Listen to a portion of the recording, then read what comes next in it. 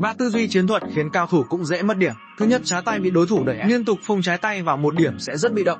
Cách đúng là sau khi trả cầu trái tay phải nhanh hồi vị. Nếu đối phương tiếp tục ép cùng điểm rơi thì dùng bước ma lay. Thứ hai, đối thủ bắt lưới rồi ép cầu. Nếu chỉ nâng cầu lên là bạn sẽ khi đối thủ cướp lưới, hãy cắt chéo ra góc ngoài.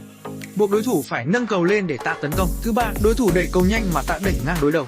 Nếu cầu không qua đầu chắc chắn sẽ bị phản công. Nhưng quả như vậy có thể dùng chặn đẩy hoặc ép vào người để tạo cơ hội tấn công ngay ở pha tiếp theo.